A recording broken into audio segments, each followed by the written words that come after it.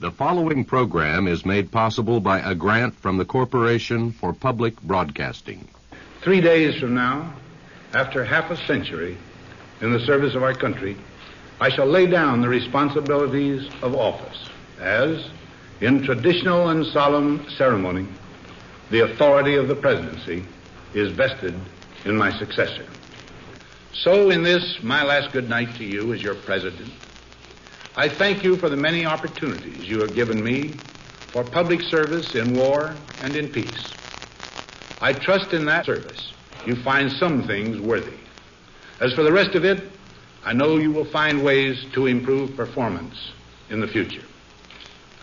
You and I, my fellow citizens, need to be strong in our faith that all nations under God will reach the goal of peace with justice. May we be ever unswerving in devotion to principle, confident but humble with power, diligent in pursuit of the nation's great goals. Now, on Friday noon, I am to become a private citizen. I am proud to do so. I look forward to it.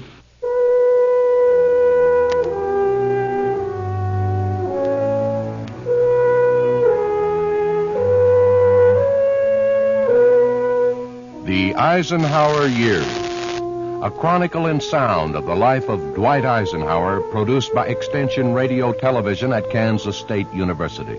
This week, Peace with Honor.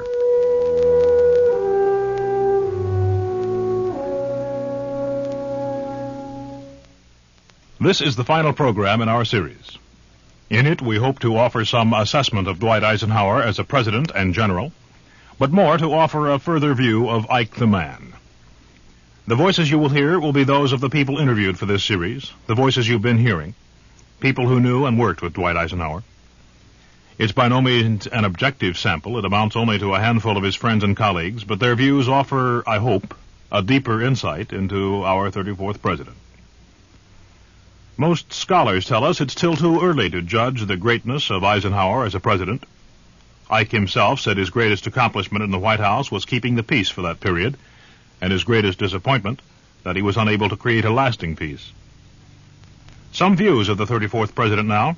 Our sampling includes 2 journalists, a former Eisenhower presidential aide and writer, a politician from the opposition party. First, former White House aide, Arthur Larson. He had a tremendous intellectual grasp of the problems of the time, and I don't think it really is much help to play around with words like great. They are loaded words. They don't mean much, especially in political conventions where the word great occurs every 4th word. I think the important thing is that he did the job he set out to do, which was to keep the peace for 8 years. I think we have to learn in the era we're heading into, or that we've been going through, how to judge presidents on peacetime achievement. Because so often in the past, it's become habitual to think of the great presidents as the war presidents. Lincoln, Wilson, Roosevelt, and so on.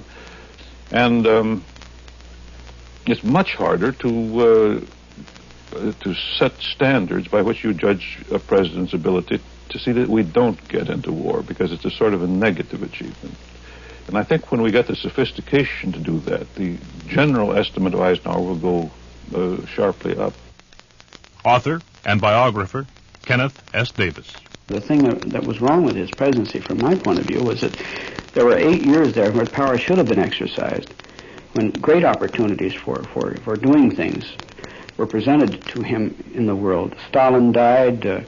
There was a shift of the balance of power in the Far East. There was, on the home front, there was the rise of the civil rights movement. There were all sorts of decisions that should have been made, and a man who had the power, and he had it by virtue of his office, should have exercised it. The refusal of a greatness, I would say, was his tragedy, if you can call it a tragedy. Former Vice President Hubert Humphrey. I think that the contribution first of the Eisenhower administration was that it brought some sense of sanity and decency to the American political scene. It also it brought a continuity of foreign policy, which was important in those critical years of the 50s. Very, very important. To continue and to indeed to energize NATO. It did bring, of course, with Mr. Dulles, certain features of foreign policy that some of us didn't care for too much, particularly the so-called brinkmanship. But most of that was rhetoric rather than actual policy. And when the chips were down, Eisenhower came down reasonably right. What it did not bring to us, I think, however, was a sense of direction and leadership on the crucial social problems that were affecting the country. The problems of the cities were with us in the 50s.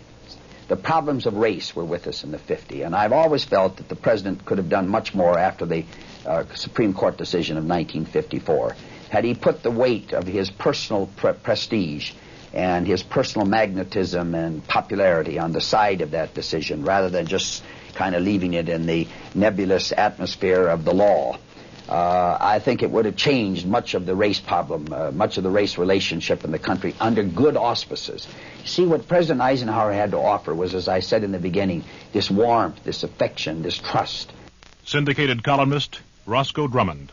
He will not go down as a great president, but Eisenhower will go down, I believe, in history as a man required at the time, because I think that he rescued the party, the Republican Party, from its perilous historic isolationism and brought it into the post-war world of America's responsibility. I think that was one of his great contributions. Eisenhower lived through a very fortunate period from his standpoint, too. It was a period of quiet times. It was a lull between the storm of World War II and the crystallization of post-World War II foreign policy, which was really brought into being and almost largely carried out by President Truman, and the subsequent domestic storms of the 1960s. The trouble wasn't there. He didn't have to avoid it because it didn't exist in the terms that we are thinking about trouble today. I think sometimes it's often overlooked, however, that in the early years of the Eisenhower administration, that Eisenhower carried through a set of significant expansions of social welfare, which had not been undertaken since the New Deal. Truman couldn't get it in the Republican Congress of 47, 48, and he couldn't get it out of the Democratic Congress that took its place from 48 to 52. And it was only in the first 2 or 3 years of the Eisenhower administration that Social Security was expanded, covering more people and other welfare measures. So that the idea that the Eisenhower administration was wholly a businessman's administration, I think, is untrue. He was not what we needed at the time. It was right after a war, and people did want to have relaxation, and he was a soothing father image. There's no doubt about that. So he did give the American people what they wanted in the way of a soothing syrup. But what the people want is not necessarily what the people need, and this was not a time, it seemed to me, when we could stand still. It just seemed to me we had to... one of the effects of every war, and certainly World War II, was a terrific acceleration of technology, which is breeding problems like crazy. These problems were accelerating during this period, and while they didn't look like they weren't political problems, they should have been political problems. They should have been realized at the time that we're going to have to get control of our technology or it's going to overwhelm us. Now it practically has overwhelmed us. We can't control anything, and the chances to control it were much better from 52 to 60 than they are now. Every year it gets tougher. Ike never had to take a Gallup poll. He was a walking Gallup poll.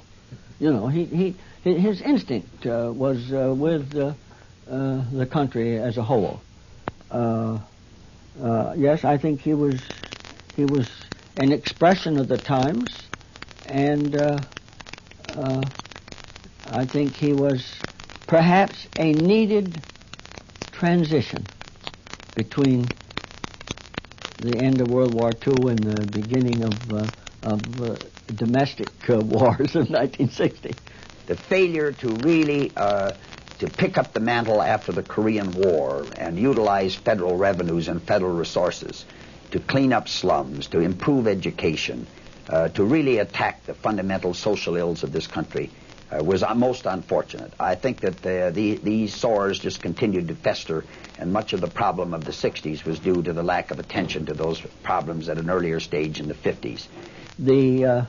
I think that perhaps his most important contribution in foreign policy was that he consolidated bipartisan support for the U.S. role in world affairs. He helped to bury for all time, well, no, I don't know if for all times or not, but he helped to bury for his period any Republican temptation to go back to pre-war isolationism. I think in domestic affairs that the progress that he made on some social welfare measures was constructive, and it was well that they were carried out by conservative administration. I think his failure to deal with the recession of the late 50s, in part through Keynesian economics, his rejection of Keynesian economics, which was a mistake, and I think his failure to give his moral support to the 1954 Supreme Court decision would be perhaps the other aspect of the administration that I think reflects the least credit upon the president. But on balance, I think you'd have to say that President Eisenhower guided our country through a very perilous period, but he did it not so much by dynamic leadership as he did by comforting us. Some views, then, of Eisenhower the president. Let's go back a few years. What about Eisenhower the soldier, the general who commanded the largest military operation ever, yet never had battlefield experience during war? Some have said that Ike was a better administrator than strategist. I put that question to General Omar Bradley. Well, he was good at both. He was very good at strategy. He had come out number one in his class at Leavenworth Command General Staff School, 1926 or 7, and he knew what he was doing. Anybody in the Army that has any high position has to be a good administrator. You just have to learn to be an administrator. You hold big jobs, you got big budgets, you got a lot of people under you. But he was good at both. Military historian Dr. Stephen Ambrose. It depends on the time period you're talking about. In the early part of the war, he didn't do much on his own as a strategist. He provided arguments to support the position that George Marshall had taken. But it was always clear that it was Marshall's position that he was defending. In a very real sense, until 1944, his role was more in the strategic field, was more that of a staff officer than an initiator. It was Marshall's ideas, Marshall's initiative, Marshall's foresight, Marshall's drive that Eisenhower supported, rather than creating a strategy of his own. This most of all applies to the question of when do you invade. When Ike became the Supreme Commander of the Allied Expeditionary Force, he had himself gained a lot of confidence. It's very easy to see, for me at least, a steady growth in his own self-confidence. And by the time he took over in London in January of 44,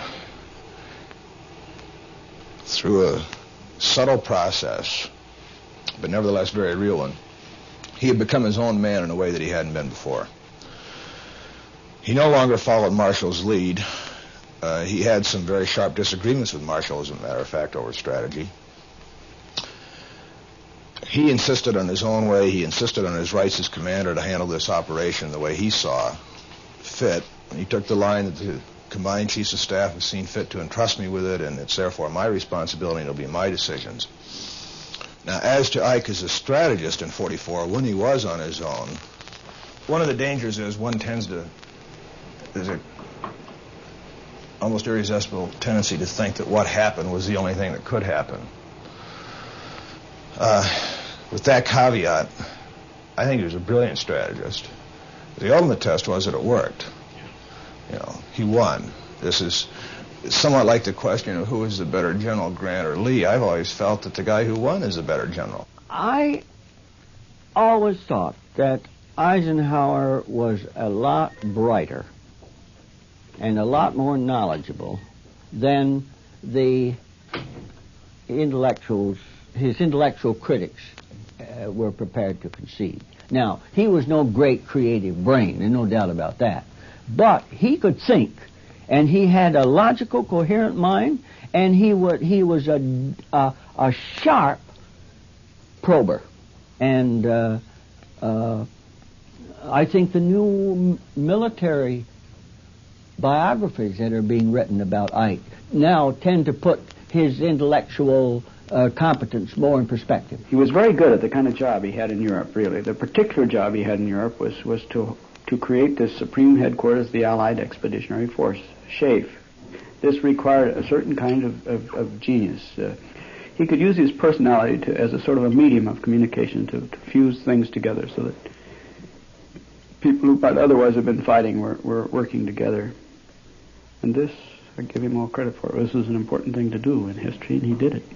Was that his most important contribution? I think so, yeah. I think so. It's a common wisdom, which is that he was the only guy who could make the alliance work in practice, is, I think, probably right in this case.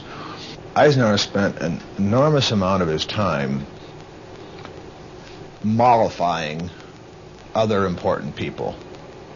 Mollifying in the sense, or anything else, of making sure they knew that he was taking their views into consideration when he made a decision, and that he had heard them out fully. This required, and it's not a characteristic that Eisenhower is usually given credit for having, but which he had in abundance, it required an enormous fund of patience. He would literally argue with Churchill for 10 hours at a time, allowing Churchill to have his full say, to use every gimmick that Churchill could think of to try and get him to change his mind, and so on. But listening, and listening carefully, paying attention. He could move from that kind of discussion, sometimes in the same day, very often the next day, to a 5-hour rap with de Gaulle, in which he had to hear de Gaulle through, to which he might have to go to a conference with Patton.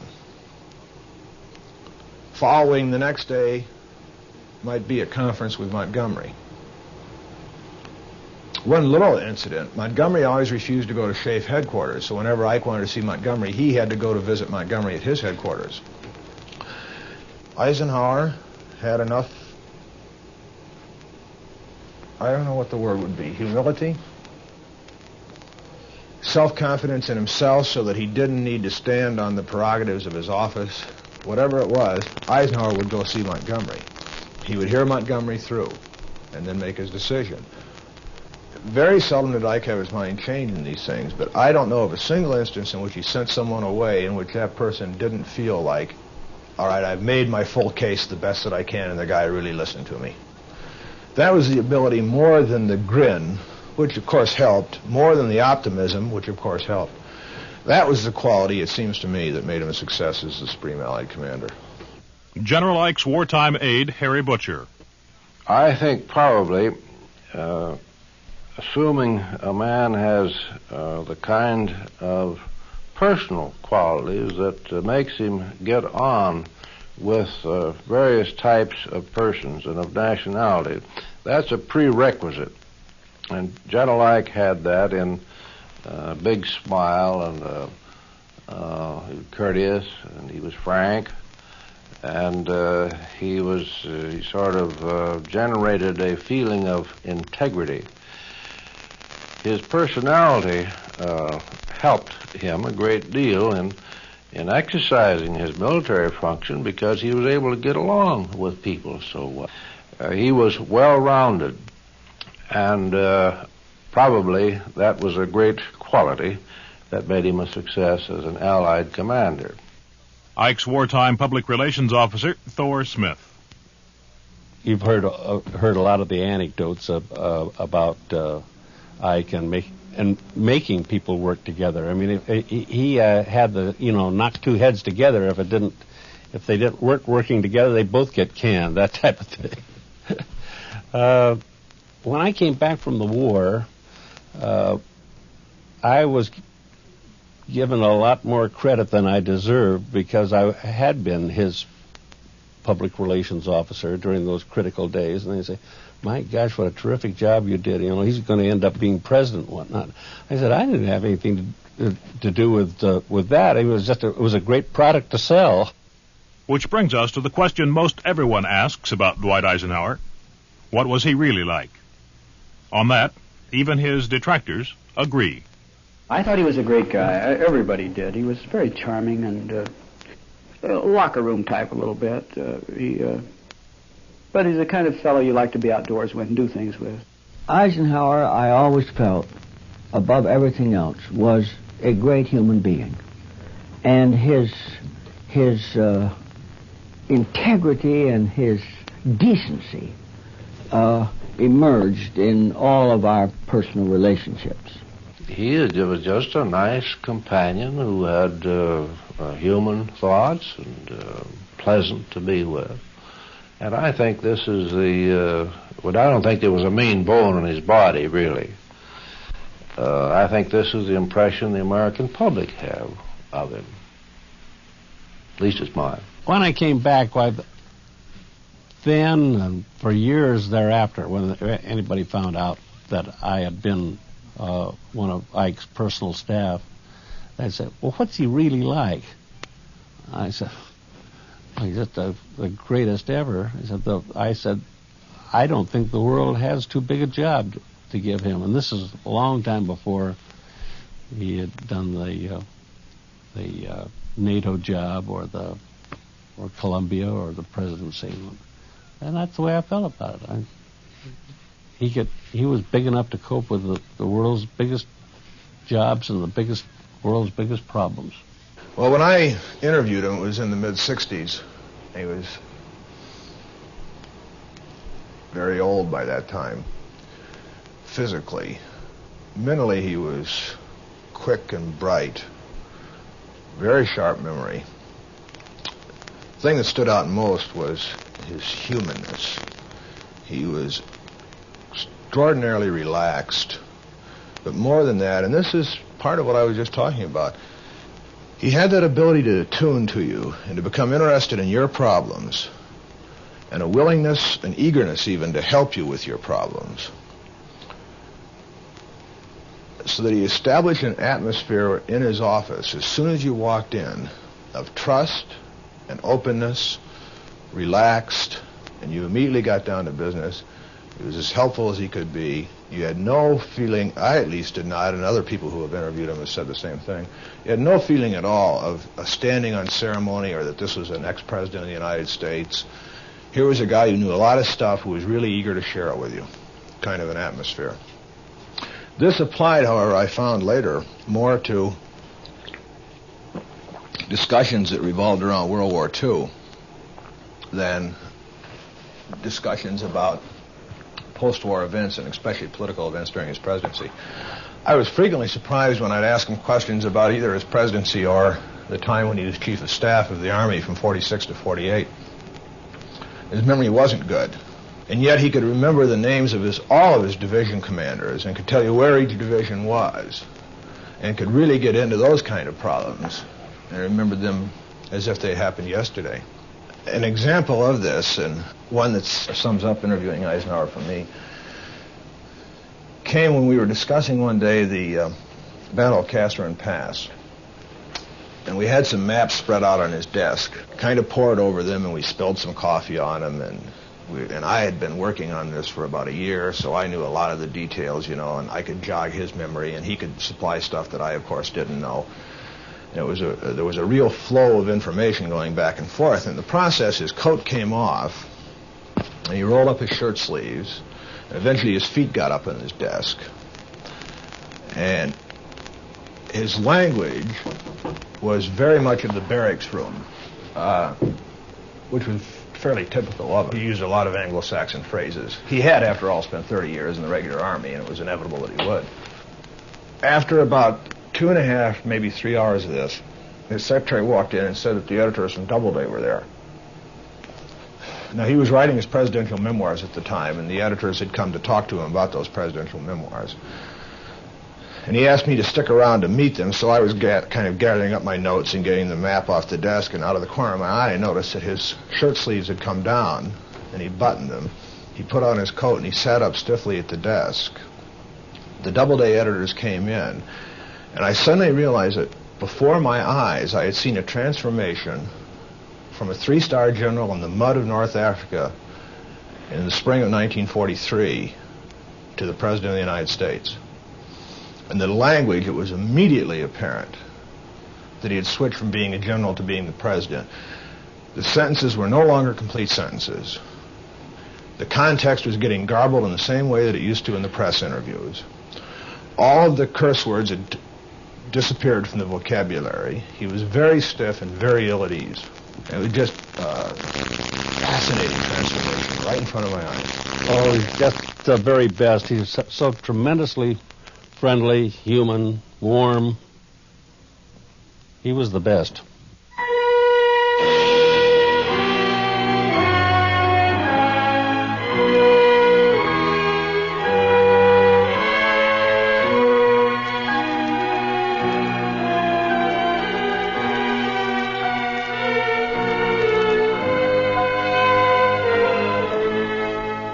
I'd like to close this series, if I may, on a personal note, to mention some of the scores of people instrumental in its creation, some of the people who took time, a good bit of it considerable time, to talk with me about Dwight Eisenhower.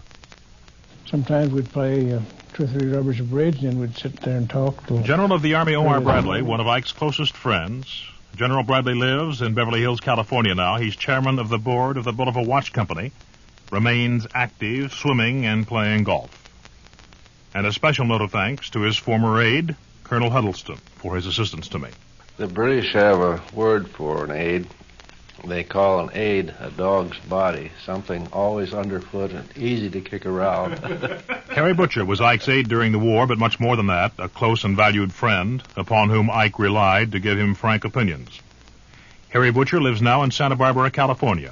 He wrote a book on his wartime experience with Ike, started radio and television stations on the West Coast, now has interests in cable television on the West Coast. Even later, after he was in the White House, why, he invited me down to one of his stag dinners. Ike's wartime public relations officer, Thor Smith, now lives in an apartment overlooking the bay in San Francisco.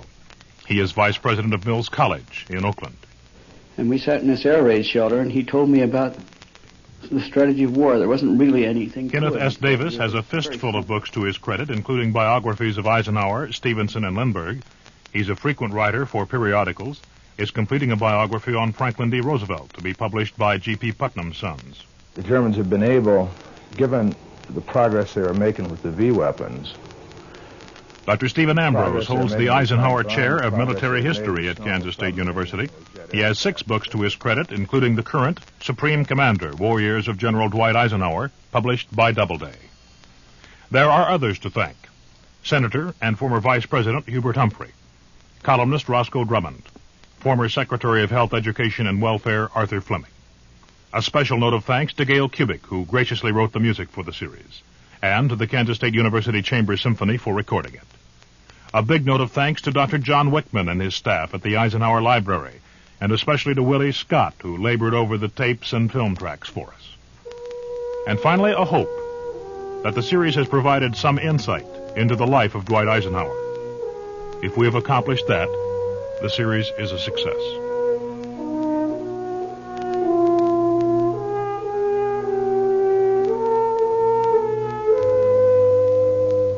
The Eisenhower Years was produced by Extension Radio Television at Kansas State University on a grant from the Corporation for Public Broadcasting.